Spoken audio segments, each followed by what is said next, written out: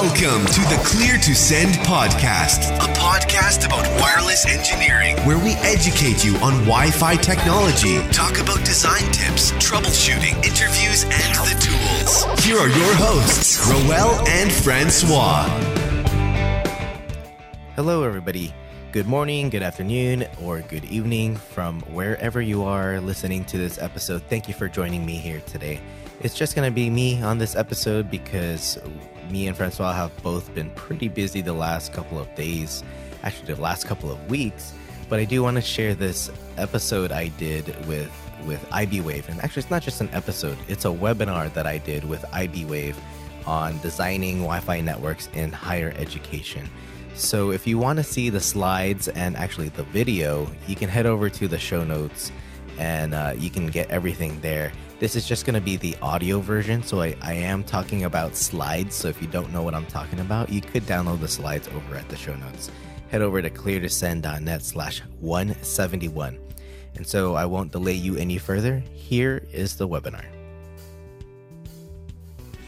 Hi, everybody, and welcome to today's webinar on designing Wi-Fi in higher education. My name is Kelly. I work here at iBwave, and I am joined by our special guest and today's presenter, Rowell Dionisio, CWE number 210, and host of the popular Wi-Fi podcast, Clear to Send. Before we get started, I'm just going to quickly go over a couple of housekeeping items.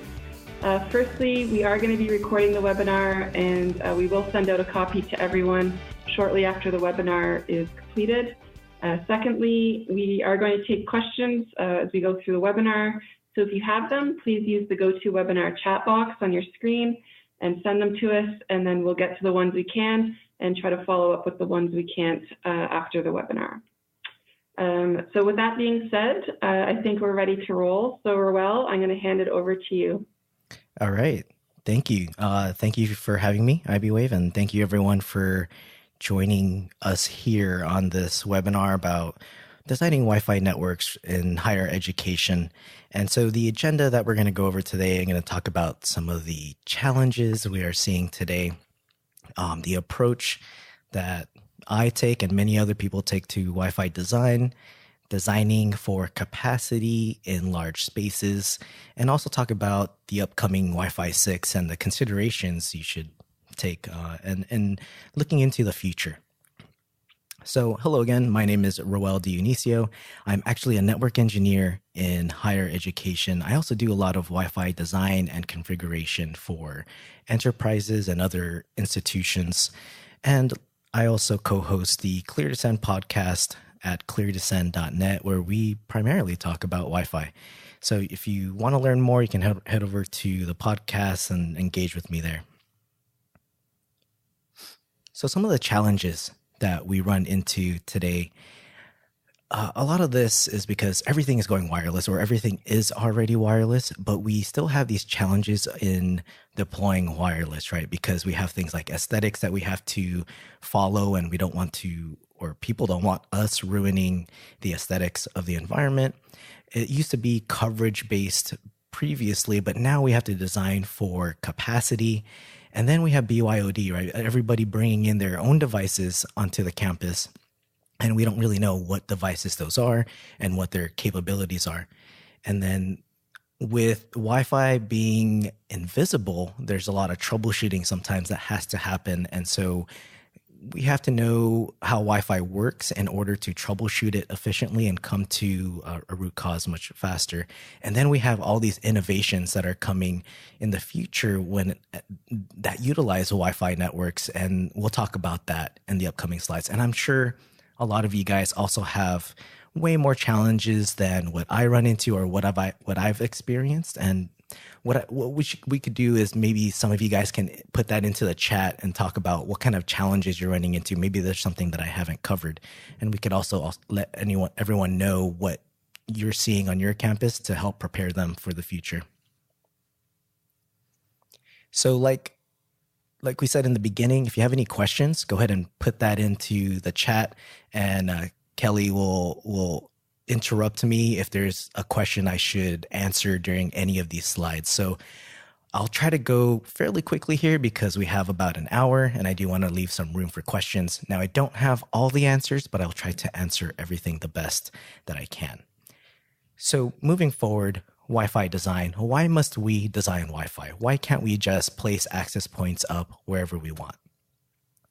I always reference this quote, which is, give me 6 hours to chop down a tree and I will spend the first 4 sharpening the axe, because I like to plan as much as I can up front. So after the fact, when Wi-Fi is deployed, I don't like having to fix it because I didn't plan for, what was going to happen in that environment. There's somebody that I work with that has about 30,000 plus clients in their campus. On the campus I work at, we also get over 30,000 clients. And that's a big number, right? That's a large number of wireless clients on a network in a fairly large campus. And so we can't just leave this up to just guessing where access points should be and how infrastructure should be. We should treat it as we do with the wired network, as we have always done, is we plan for these things, we design it, we architect it. But then a lot of people still ask, well, why do we still have to do that? If we place an access point, wireless signal just propagates everywhere, right? That's still somewhat true, but we have a lot more services that rely more on Wi-Fi. We need something more reliable. We need something a little bit more predictable when it comes to Wi-Fi. And those things could be modernizing the campus experience, right? So there's a lot of different departments within a campus that want to integrate wireless technology with campus life. So that could be residential and dining. They have some maybe applications with ordering food, for example, and then you can just pick it up, and you'll need to use Wi-Fi if you're on the property and you want to order your food from the cafe. There's meeting spaces that are heavily using wireless technology, not just within the meeting space, but even when it comes to finding a meeting room. A lot of different campuses are trying to use location-based services to determine which meeting space is empty. Transportation starting to utilize Wi-Fi. There's like Wi-Fi being deployed in parking lots, for example. And then we have the classroom environments where it used to be where your students would just sit and listen. But now I'm starting to see professors interacting with those students and telling them to perform an action, which requires them to use their laptops or mobile devices to do something on the internet.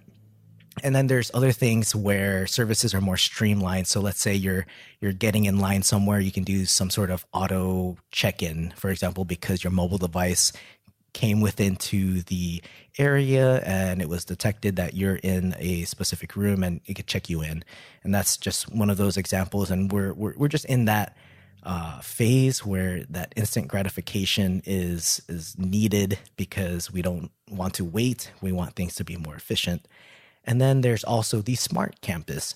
I've had requests to put, Wi-Fi in restrooms.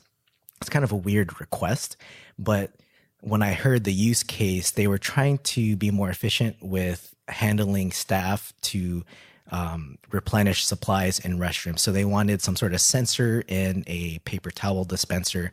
And so when it got to a certain threshold, say maybe 20% of it is left, they could go in there and refill it rather than having to visit every single restroom.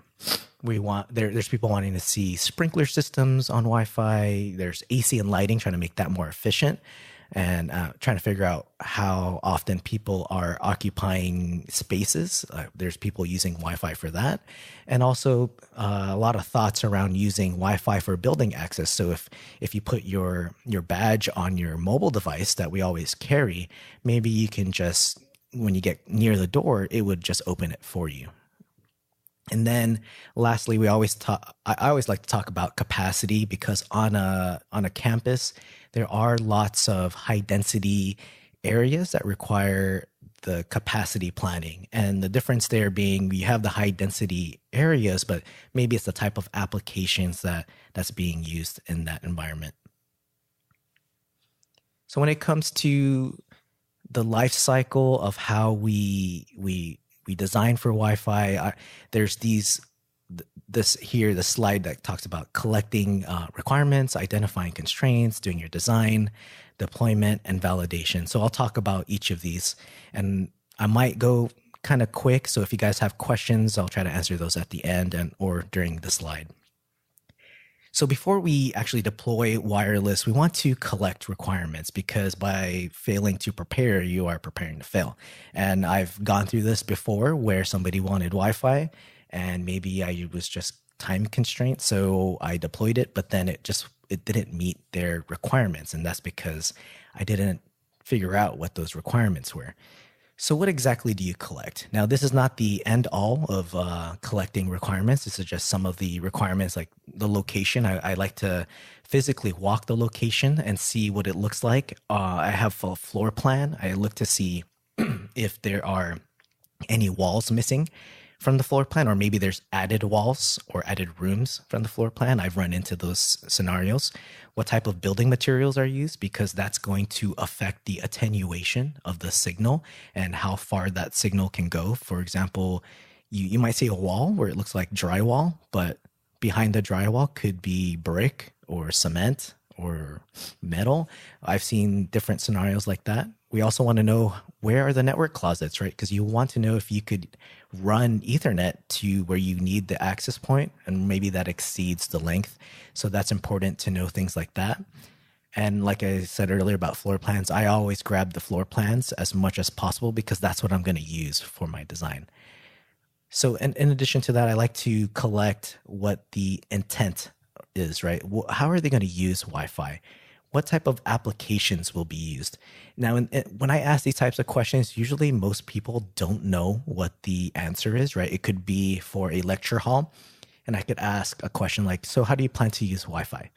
And they're just going to say, well, students are going to walk in, and they might not know what applications the students are using, because I don't know if you've sat in a class and watched how students use Wi-Fi. A lot of them aren't even paying attention to the professor. They're either watching last night's football game, the highlights, or they're looking at YouTube and just looking at things that aren't related to the class. But the professor will tell me what application they might be having the students use. And that kind of gives me a hint for designing around that, but also keeping in mind that other applications might be used. And then you have your BYOD, because I can't simply ask the professor what type of devices are going to be there, right? And that's why sometimes I sit in and look to see what kind of devices are currently being used, or if you have an NMS or a network management system that tells you what are the most common device types, that helps as well. So typically I will design around Apple devices. I live in California on the West Coast, so a lot of the people here tend to gravitate towards Apple devices. So that's kind of what I design for. That's primarily the operating system that's being used. And then I want to understand what those device capabilities are, because if you've got a MacBook Pro from 2010, compare that to today's MacBook Pro, different wireless specs altogether. Or if somebody's using an old iPhone compared to a newer iPhone, those have different Wi-Fi capabilities as well. So that's how I'm going to try to determine on, okay, maybe I should design for the worst client in the environment, because maybe that's what they could be using.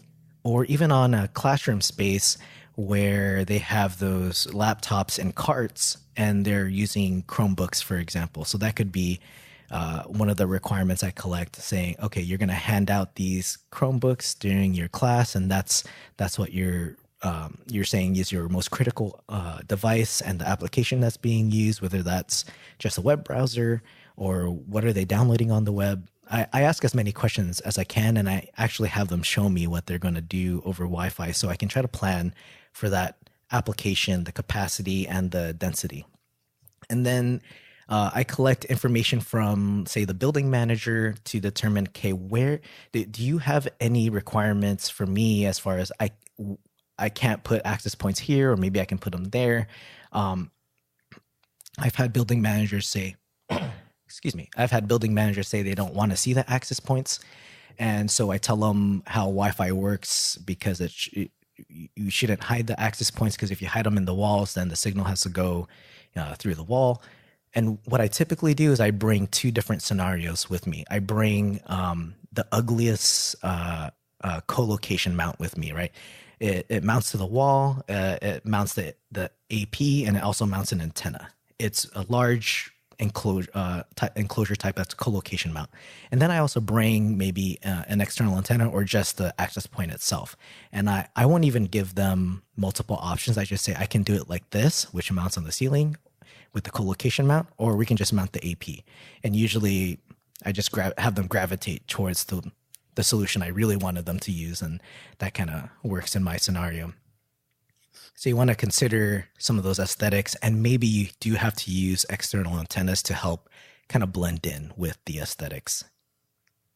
All right, so next you wanted to identify the constraints, but don't let them stop you from trying to deliver Wi-Fi service that everybody needs, right? So some of those things could be regulatory. I don't know if anyone here is from a different country, but you want to know what frequencies you could use and the transmit power regulations, and using the right country code with your controller, for example.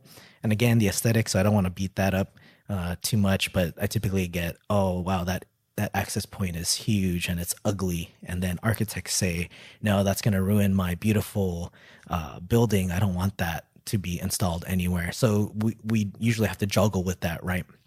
And then you have those budgetary constraints.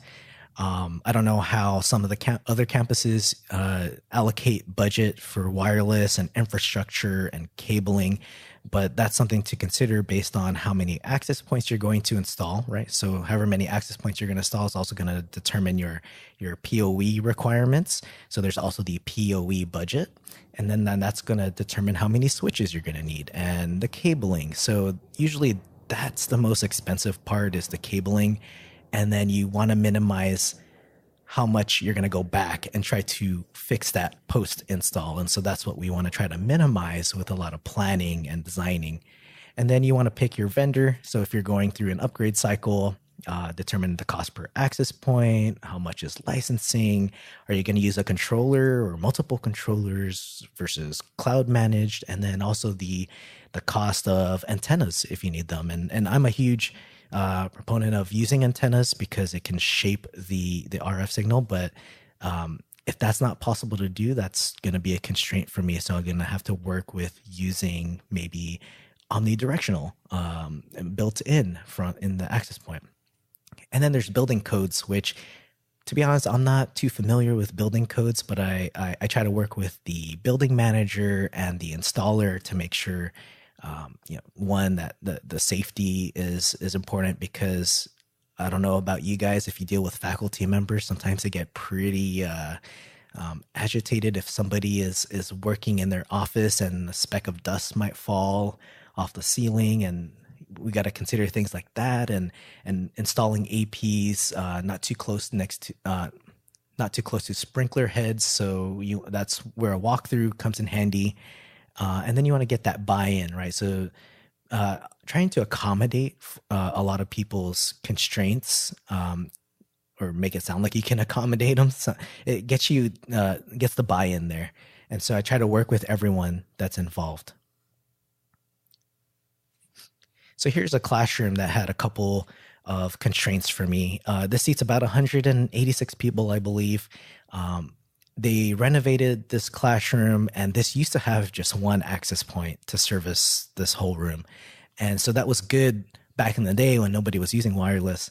And so when redesigning this room, one access point could technically, fill this, the signal could fill this room. If you looked at a heat map, green, people always say green is good, but green is good for coverage, right? So when we talk about capacity, what type of applications being used, and then the constraints, my constraints were they didn't want the access points to be seen at all. I couldn't mount them to the wall. I couldn't even mount them to the T-bar on the ceiling. And so I have to deal with that. And we'll go back to this image in the future slide, because I'm going to tie this in with antennas and design. And so maybe you might have also a lecture room that is elevated, and I do have one of those, which I'll show you in a future slide, but you want to accommodate that as well, because there's going to be at different heights. And so where do you place your access points or your antennas? How do you account for bodies in the room, right? And the attenuation of bodies, because we're made mostly of water, so there's going to be some signal loss there. And so within iBwave, you can actually account for this and plan that in your auditoriums if you have huge auditoriums or lecture halls. So once you collect all those requirements and you identify the constraints, now we start with the design. And so I kind of want to pause here and see if anyone has any questions, or does this sound familiar? Am I repeating something that everyone already knows? Kelly, you can chime in. I don't have any questions so far, Rowell, so maybe we can take that to mean everyone agrees. All right. So we'll start with the design. You know. Okay. So we'll start with the design, right? You collected all your requirements. Now you need to open up your some application to create a design. And so there's different tools and applications to help in this design process to help you get to that end result. And so some of the considerations here in your design is your access point and antenna selection, which one you're going to use, because they're all different. They all have different propagation patterns, and that's very important to understand, which I'll go into later.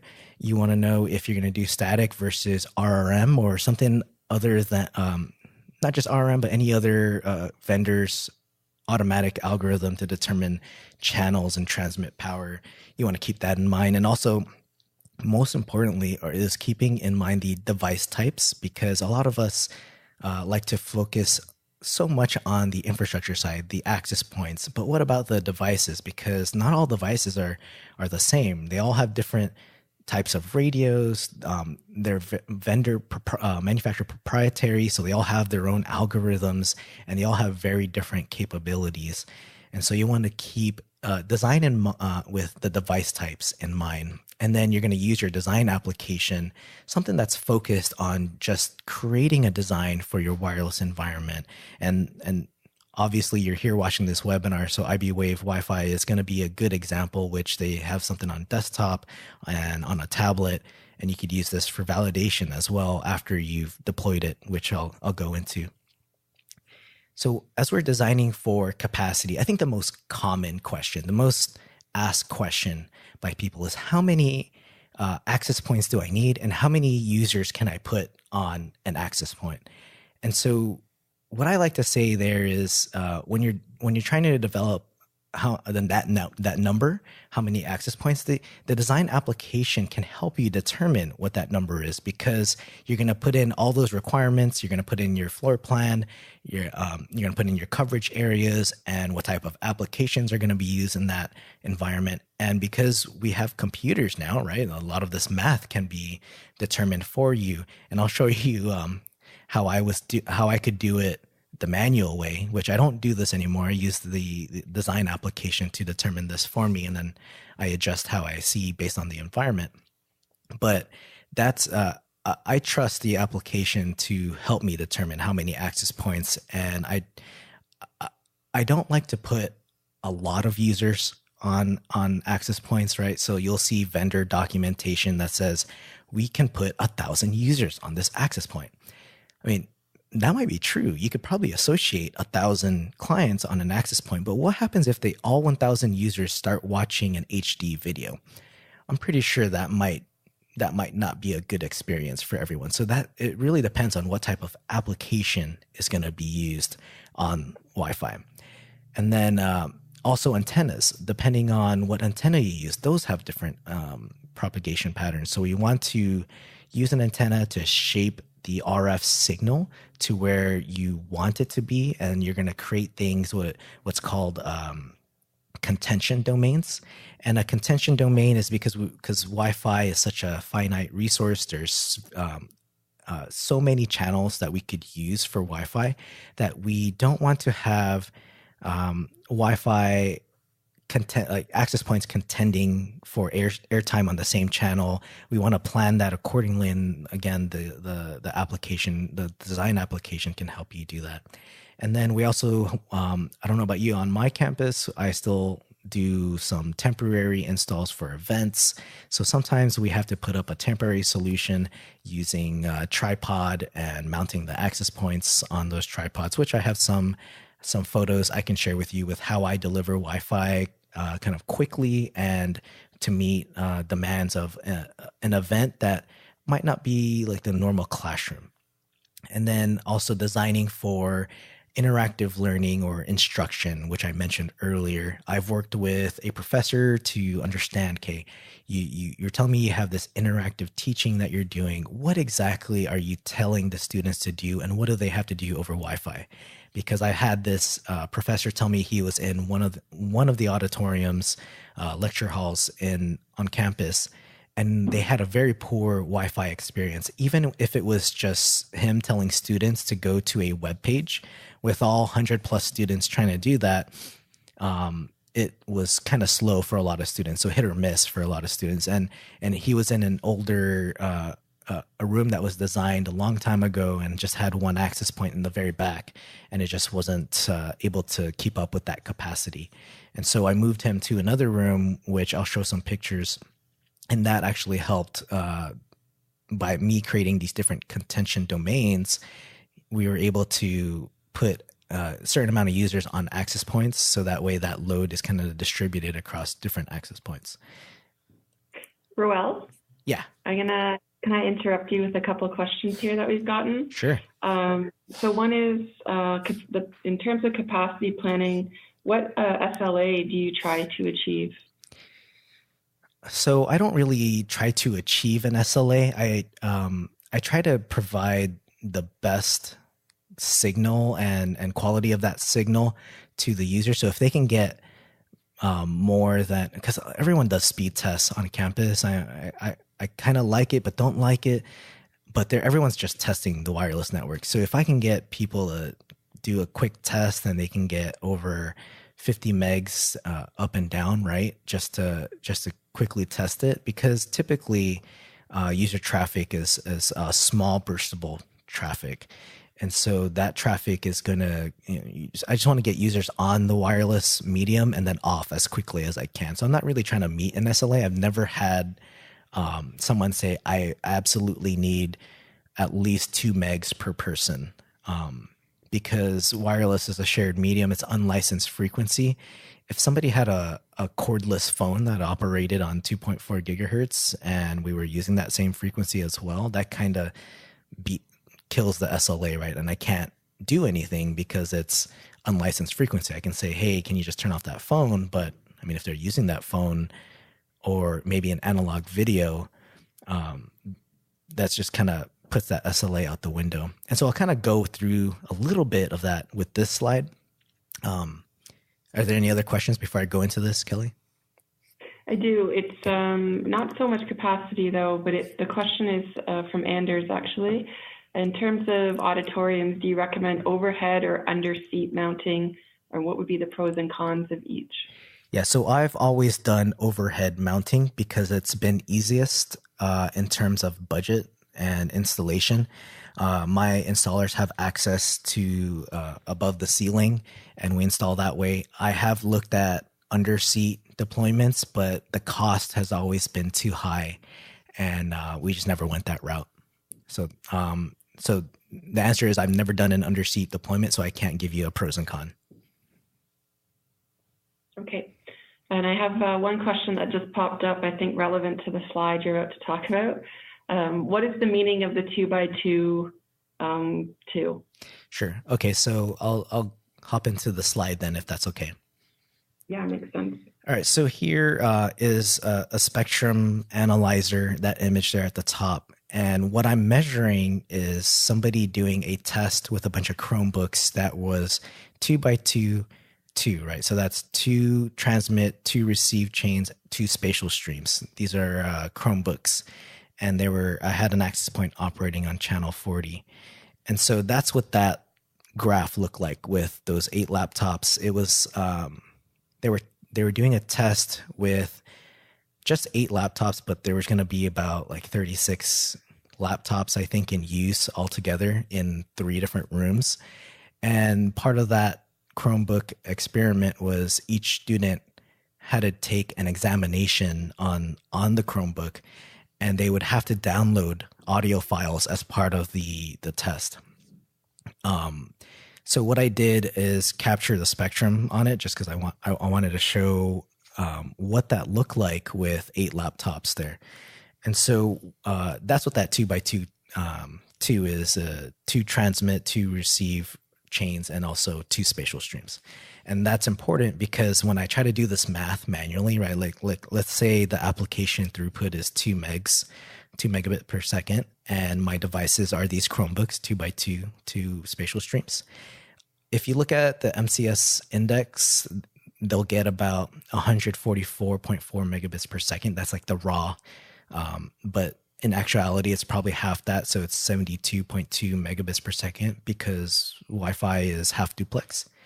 And so that means to determine the airtime for that application, you take the 2 megabits per second, divide that by 72.2, and then multiply it by 100 to get the percentage. And that's that application is gonna take about 2.77% of the airtime. And so I did it based on, okay, what if there's 160 devices? You multiply that by 2.77%, and then there's a division of 80 there because, well, we won't really ever see like 100% utilization on a radio. So I like to base it off of 80% there, because at 80%, you're going to really start to see some performance hits. And so when you do that, it's telling me, the math is telling me I need 6.3 radios, and you round that up because you can never have, 0.3 radios. So that's technically four APs. And so when I did that math, I mean, this is not even that accurate, right? There's going to be other devices in the area. They're probably going to be using other applications, because this was a room that was adjacent to other rooms and also adjacent to a hallway where a lot of students like to hang out. And so my guess was some of those students will probably associate to this access point as well. And so the point that I'm trying to say here is I don't do this math anymore. I either use the design application such as iBwave to help me determine how many APs I'm going to need based on these requirements, or you can use this really handy tool by Andrew Van Aj at Revolution Wi-Fi. He created this capacity planner in Excel, and it's very detailed. And so here, this is screenshots from his capacity planner, and it's in Excel. And so here I am putting the AP. A lot of these are defaults that I picked here, right? So there's 3 SSIDs. What are my basic data rates? And here I'm putting a laptop that's a 11N laptop, 2 spatial streams, and then you can put your application or throughput SLA, and then how many devices. Earlier I said 160, but I put 186 in this example. And then when you calculate it, it says 4 in the red box there, 4 dual radio APs with 2 radios disabled and 2.4 gigahertz. So you can kind of do this as a little bit more accurate. Andrew's math is pretty intense when it comes to this, and you can kind of see the different cells and sheets that he's got there. But again, my point is I don't do the math in my head. I don't write it on a piece of paper. I use other tools to help me determine how many APs I need based on the requirements. And now, Rowell, if I can just jump in with a couple questions around capacity. Do you have to worry about the DHCP and IP addresses for the client devices when it comes to capacity? Yes. So on my campus, there's another team that handles the DHCP servers, but we've allocated, I use like /22s, really large networks on campus. So there's been times where we do exceed, we've depleted all the available addresses, yeah. And we have monitoring in place that at least helps us to determine, okay, it is a DHCP issue. Okay. I hope that answers the question. Yeah, and this next question, what kind of minimum throughput do you typically see that allows the best kind of user experience on modern apps such as social media, YouTube, Instagram, etc.? Yeah, so those are bursty applications, a lot of download if they're just browsing. At events, I see a lot of upload because people are taking pictures or video and then putting that, uploading that as well. I don't at some of the events that I've seen, I have not exceeded 1 gig on a port, on an AP's, on a switch port to an AP.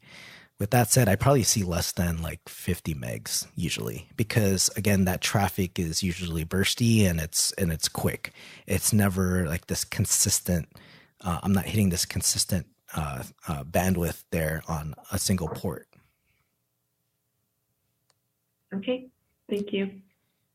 So again, with the capacity, here it is in iBwave, where you can set the usage type.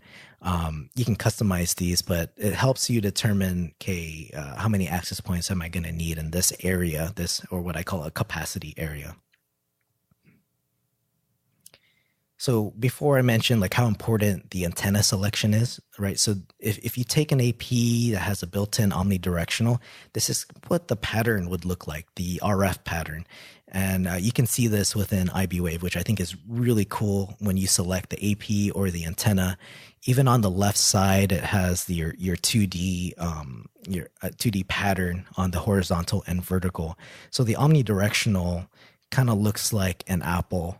So that's what you consider if you mount that properly on the ceiling, right? If you mounted it on the wall, then you would just turn that actually to its side, and that's what that signal would look like. Now, if you use a patch antenna, for example, here's how the signal is not as 360 anymore. It's now in a directed path. And so if you mount this, on the ceiling, that signal is propagating down. Now, it's not to say that's the cutoff. The signal actually does propagate as far as it could go and into free space path loss. But that's something to consider when you're doing your validation survey, because also that'll affect the signal will be affected by like transmit power, for example. And so if we go back to that classroom that I had earlier, where I had the constraints where I couldn't show any of the APs, what I actually did was mount the APs above the ceiling tiles there, but I had a directional antenna that pointed down for each section, so I could try to manipulate a device into thinking it should join the more stronger signal, right, and wherever the student sits. And so that's how I try to plan for the capacity in that area. And I, in this scenario, like when I did the math with that Excel sheet, I didn't do 4 APs because I didn't really have another location to do a 4th AP for this small of a room. I thought 3 was going to be sufficient, and so far it has always been sufficient for the classrooms that have been held here. And then another thing to consider with your designs, right? Like if you're looking at that classroom, there's 3 APs, so you got your 2.4 and 5 gigahertz channels. Here I'm only showing the 5 gigahertz channels on the screen because I designed primarily for 5 gigahertz, unless I know there's going to be 2.4 only devices. And so what I'm trying to show here is the different channel widths and how many channels are available to be reused in your environment.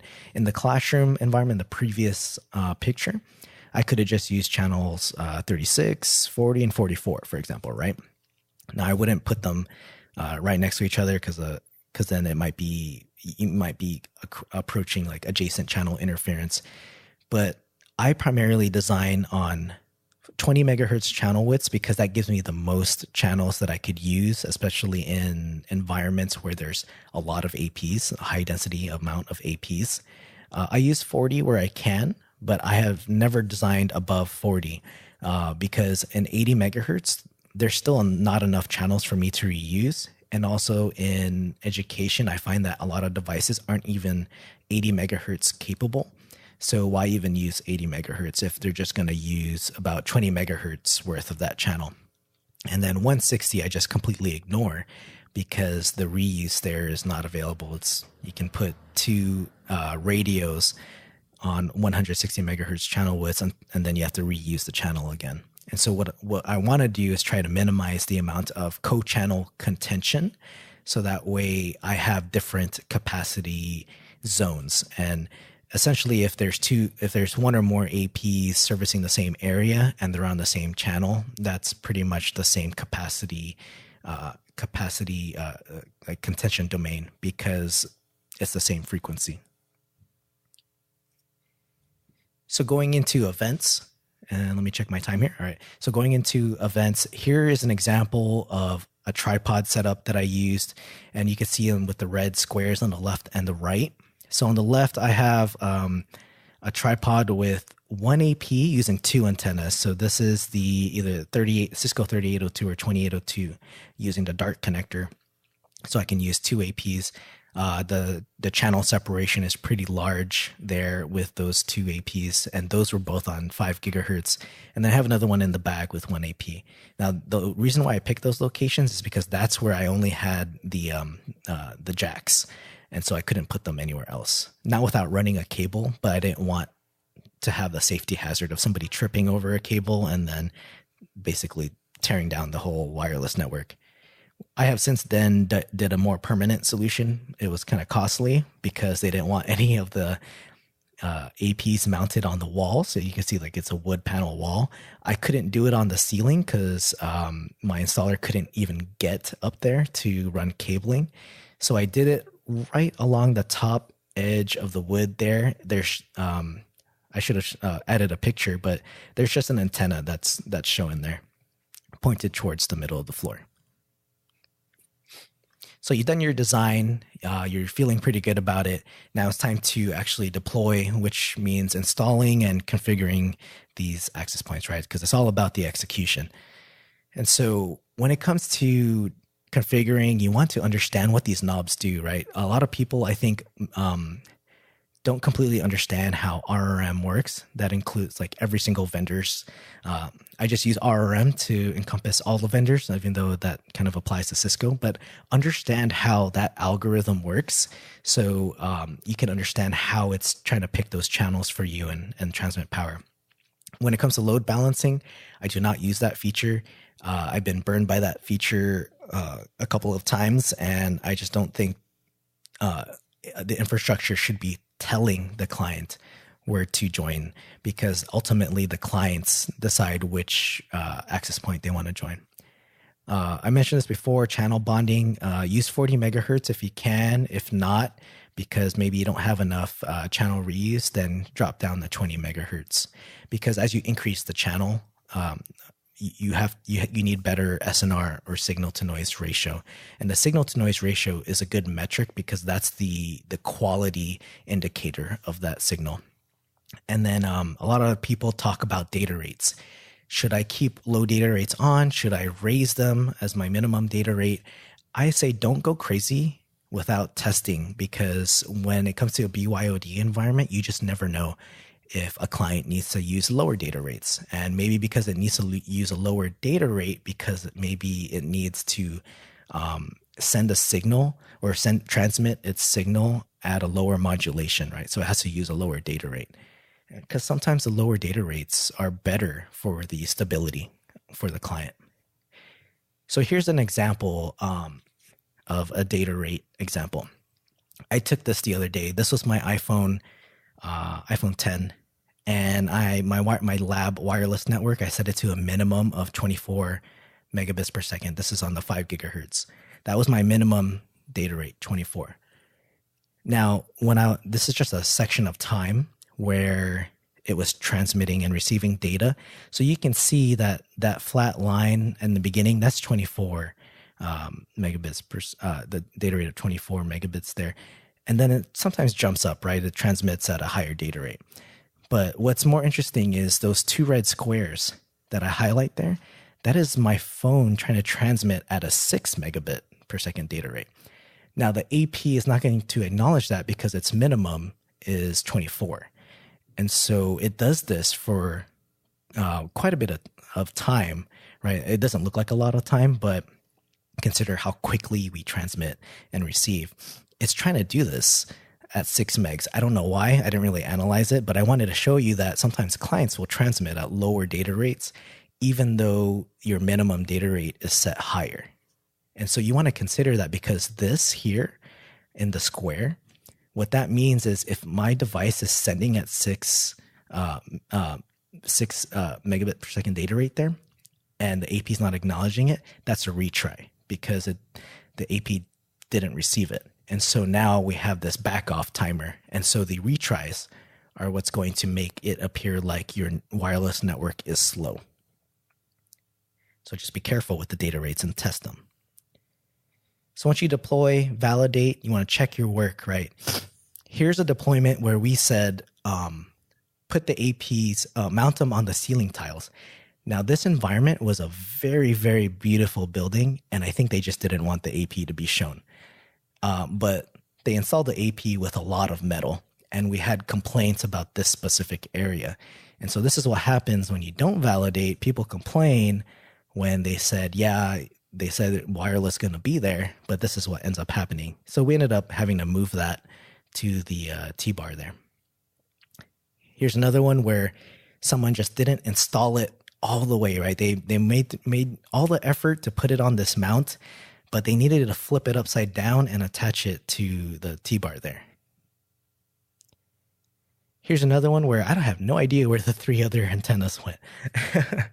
I believe this one was installed at a gym, and I think by the time we got to the validation, somebody had broken the antennas off, I think. So we had to replace the AP and put it in an enclosure. So here's how an antenna should be installed. This one's a down tilt Omni antenna for Meraki. That one's nice and clean. It's mounted on the ceiling and it's pointed downwards. Here's that lecture hall that has that incline there. And so I couldn't mount anything on the walls, so I went with the ceilings. Now, some of these are a little too high for my comfort, but sometimes it's better to have signal than no signal. So the APs are mounted up in the above the ceiling, and I have these antennas, patch antennas pointed towards the seats. And this was a large room. So this room used to have, I think, only 1 or 2 APs omnidirectional in the back and in the front. And now it's got, I think, 1, 2, 3, 4 APs. And I'm using Dart connectors on 2802s. All right, so that's the deploy. I know Wi-Fi 6 is around the corner, so we want to talk about some of the considerations for Wi-Fi 6, and then we can answer any other questions. Can I jump in, Rowell? One question about the data rate? Yeah, go ahead. Have you found situations where you need to limit the cell size of an AP by increasing the minimum data rate? I do when I have more APs in a given area, but I still don't go, in most of my environments, I don't go above 12. And that's because I have to support a BYOD environment, and some clients are just not as capable as other clients, and I still prefer the lower data rate for more reliability and stability of that signal getting across to the AP. Because one of the things you should consider too is it's not always about the AP to the client. The client has to communicate back to the AP. And so if it tries to send a signal at a high data rate, it modulates that signal, gets sent over the air. But let's say the AP is kind of far away, right? So RRM will do this to you. It sets the AP power level at level 1, but your client could be kind of far from the AP, but still hear that signal and say, wow, that signal is really strong. So I'm going to send this at a higher data rate. And so when it transmits that signal, the AP has to demodulate that signal, but maybe the SNR just wasn't good to receive that signal and demodulate it at that data rate. And then now you have a retry scenario where the AP didn't acknowledge receiving that frame, and your client is having to continually resend that frame.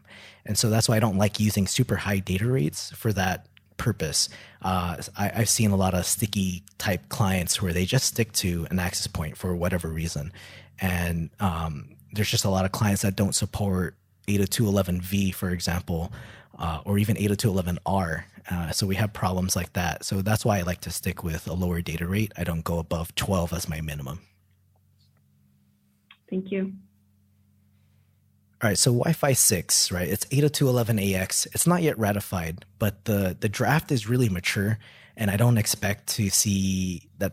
I don't really expect IEEE to make huge changes between now and when it gets ratified. The new features with Wi-Fi 6. The biggest one, I think, is OFDMA, which is orthogonal frequency division multiple access. And that allows multiple access onto the multiple devices accessing the shared medium. And that's how we create this higher efficiency using Wi-Fi 6. Now, if you take 802.11ac, which is Wi-Fi 5, it uses OFDM.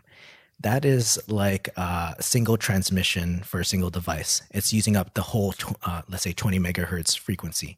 With OFDMA, it's going to split that frequency into smaller like subchannels. They call them resource units. And with those resource units, you could actually allot or allocate a resource unit to a different client, and that client will tune its radio to that specific frequency. And so you get better use out of that channel, because now you have multiple devices communicating on that channel. And then we have BSS color, which is supposed to solve for high density, especially maybe in dorms or like apartment complexes. It's similar to RxSOP if you've played with that. I have not yet seen this in action, so I can't really comment onto how it actually works. But hopefully soon I'll be able to test it. There's TWT, which is target wake time. Because of the influx of IoT devices that are battery operated, TWT is supposed to help make the battery efficiency better for these devices, so they don't continually use their battery. And it sets a schedule for when a device is going to wake up and send and receive traffic. And then there's the introduction of 1024 QAM. There's a lot of talk of whether that's possible. Do you have to be directly underneath the AP? This is how you're going to achieve your higher data rates and the higher speeds. And so Wi-Fi 6 is named high efficiency because we're really just making better use of the frequency. So because of that, this is the only device that you can technically buy right now at a store, the Samsung S10. And that's why there isn't much testing, because I haven't yet seen laptops out. I know you can buy an Intel card that you can install on your laptop, and then you have Wi-Fi 6 capability. But then there's still not a lot of people rolling out Wi-Fi 6 yet. So should you upgrade? So the way I put it is, if you could wait another year or two, then I would wait. But if you're in an upgrade cycle where you have to upgrade now because you're going to either lose your funds or you don't do upgrades for another 7 years, for example, then I would upgrade now to whatever you can, whether that's Cisco or Aerohive or Aruba with Wi-Fi 6. Because then at least when these clients start coming onto your network, you will have a Wi-Fi 6 capable network. Now, the advantages of Wi-Fi 6, I don't think we will see until we have all Wi-Fi 6 on our network, because all the previous protocols are not going to see or take advantage of these features. That's pretty much the end of my presentation. I hope you guys found some use out of it. I know there's probably a lot more questions that I can answer, but if you want to learn more about Wi-Fi, you can go to my podcast, cleartosend.net. If you want to learn more about Wi-Fi 6, go to cleartosend.net/AX, and that's all our episodes about Wi-Fi 6. And then if you want to start a conversation, you can reach me on Twitter. Those are my Twitter names there, or send me an email. Great, thanks, Rowell. And we do have a bit of time left here and some questions. So let's just try to go through what we can, I guess. Sure. So one question is, how would you describe the difference in coverage between 2.4 and 5 gigahertz? Yeah, so the signal propagation for 5 gigahertz is shorter, and it'll attenuate more than 2.4. So 2.4, because of frequency, it can penetrate better through material. So the thing is, though, that 2.4 is so heavily utilized that I don't really design for it at all. I really design for 5, but then that means I actually have more APs in my installations.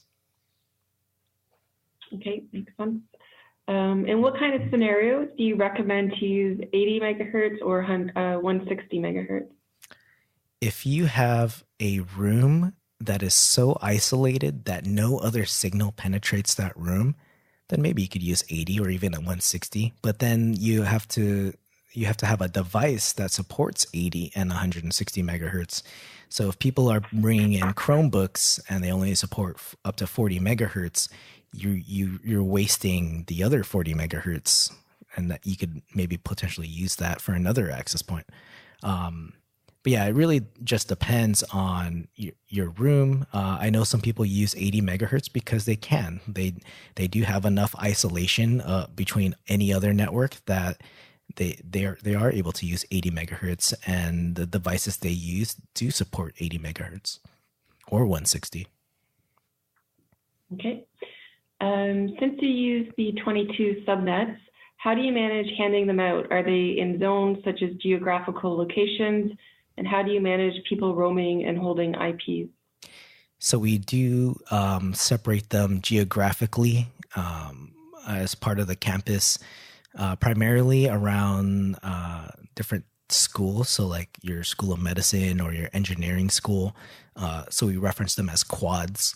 So sometimes quads have large networks and maybe multiple /22s.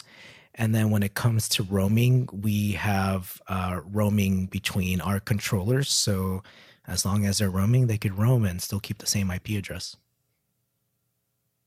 Okay.